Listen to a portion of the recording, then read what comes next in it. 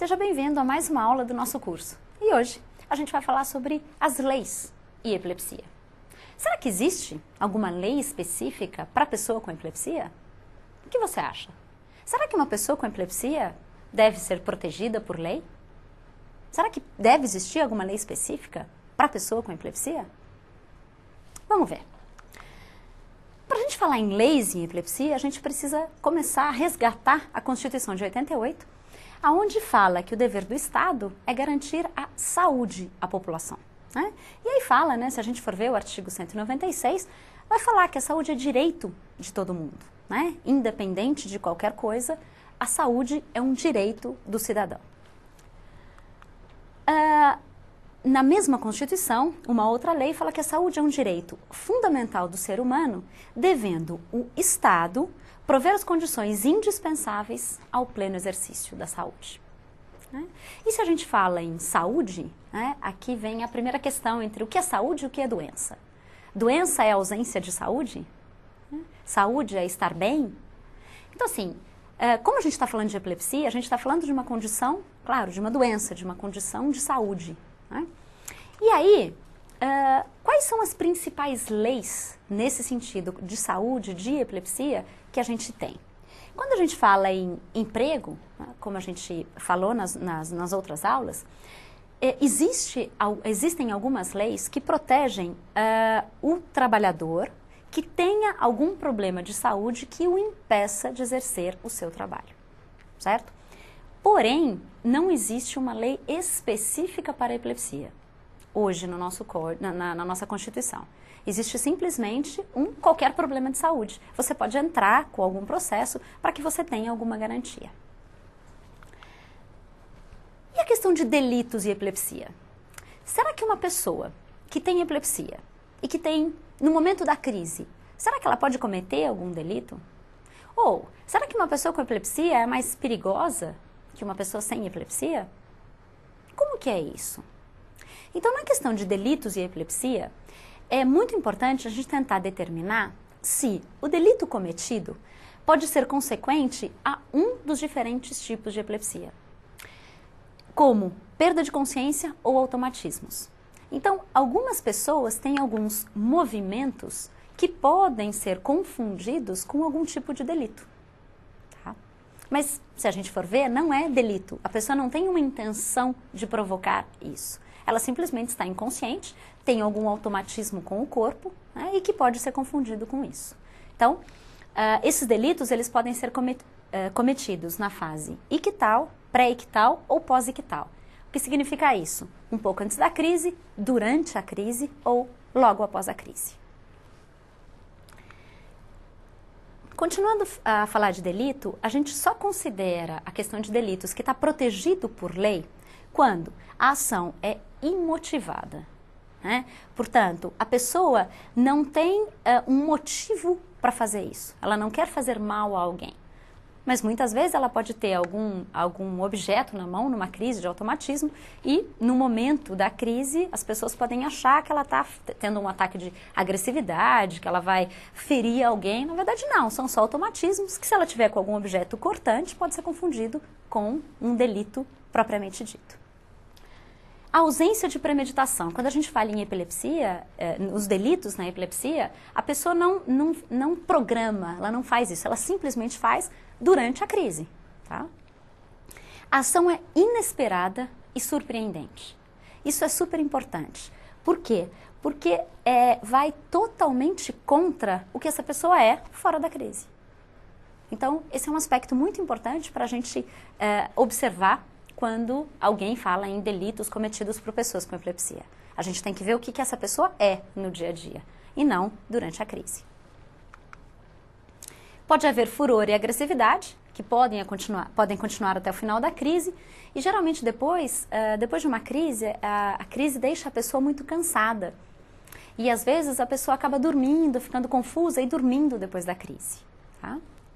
Existe uma amnésia do episódio. As pessoas que têm a crise, né, que têm a convulsão, elas não se lembram do que aconteceu.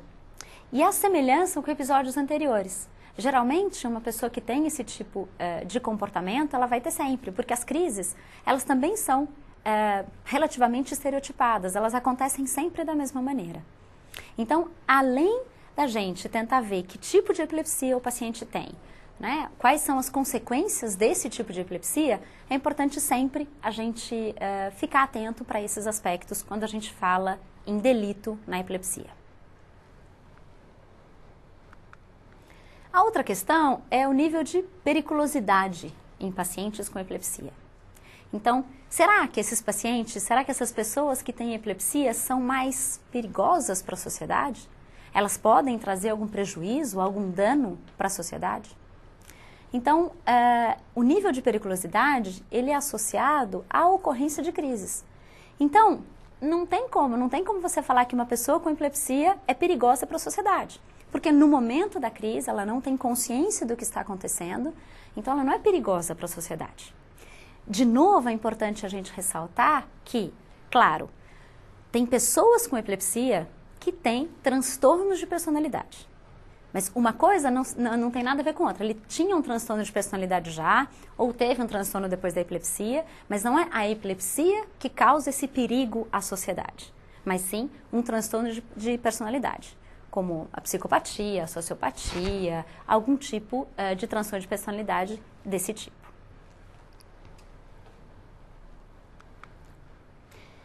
E agora, o que nós temos nos dias de hoje de leis para o paciente com epilepsia? Existe um projeto de lei do Senado que em 2003 ele foi aprovado. Então, o que ele fala? Ele falava de todas as doenças graves, contagiosas ou incuráveis. Essa lei existia desde 89 e só em 2003 foi acrescentado lúpus e epilepsia. Então, hoje, lúpus e epilepsia são considerados doenças graves, que são respaldadas por lei. O que isso significa? Significa que é possível se ter a concessão de auxílio-doença e de aposentadoria por invalidez para todas aquelas doenças. Então, tinha Parkinson, tinha AIDS, câncer, cegueira, mas também agora lúpus e epilepsia. É claro que, como é uma lei nova, ainda não é tão simples de se conceder, né? E é importante a gente ver que para se considerar, né, alguém, para ter o benefício de um auxílio-doença ou de uma aposentadoria por invalidez, é importante que se comprove mesmo que a epilepsia está promovendo um prejuízo tão grande na vida da pessoa que ela não consegue trabalhar, ela não consegue fazer alguma coisa produtiva na sociedade. O que acontece é que muitas pessoas que têm epilepsia podem também usufruir disso. Ah, eu tenho epilepsia, eu quero isso.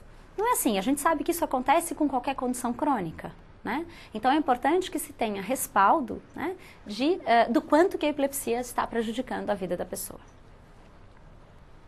E o que tem sido feito pelas associações de epilepsia, pelas entidades que apoiam a epilepsia, no sentido da criação de leis? Hoje nós temos, além de ONGs, de entidades, como vai ser falado numa próxima aula pelo Dr. Lee, nós temos algumas entidades que trabalham com epilepsia e que têm como objetivo principal melhorar a qualidade de vida e fazer com que esse paciente se sinta inserido na sociedade. Então tem várias associações que estão promovendo, que estão tentando fazer projetos de leis para favorecer a pessoa que tem epilepsia. Quais são essas leis? Então, essas leis são desde municipais, estaduais e federais, né?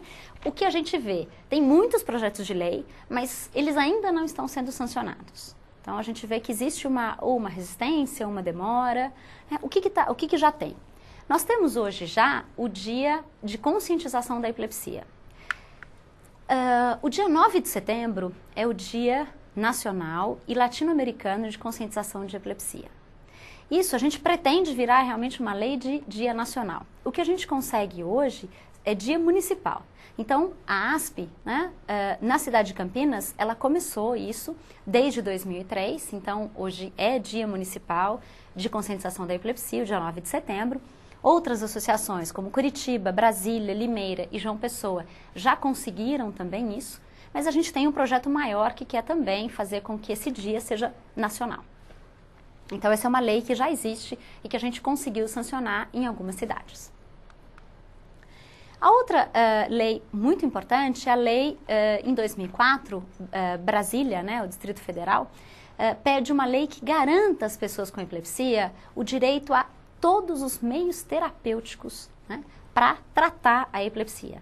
Todos esses meios que são reconhecidos pelo Conselho Federal de Medicina. A ênfase é assegurar a medicação adequada, né, dada pelo SUS, mas também a questão da cirurgia de epilepsia nos casos indicados. Tá? Um outro projeto de lei que deu certo, né, a Câmara Municipal de Curitiba, esse projeto já foi aprovado, ele colocou por um vereador uma lei contra a discriminação contra pessoas com epilepsia. Então, existe uma lei que quem discriminar pode ser punido de alguma maneira. Em Goiás também nós temos uma lei que prevê a concessão de um salário mínimo à pessoa que tem epilepsia e que comprove realmente que ela não tem meios para trabalhar, para exercer alguma atividade e que não pode ser sustentado pela família. Então isso vem de encontro àquela lei lá que eu falei de 2003, né, que pode ajudar nessa questão de um auxílio-doença ou de uma aposentadoria. No Ceará, nós temos uma lei para instituir um programa de assistência integral às pessoas com epilepsia. E o que a gente realmente espera em termos de lei? A gente espera uma ação nacional. Então, o que a gente tem visto é que essas ações municipais específicas, localizadas, elas são muito importantes para dar força para um movimento nacional, certo? Mas o que nós queremos mesmo é uma portaria que institui a estratégia de atenção à epilepsia para ser implantada em todo o território nacional de maneira integral e de maneira efetiva. Então, o que a gente quer é que diminua o preconceito, que melhore a qualidade de vida e que melhore a questão do tratamento mesmo.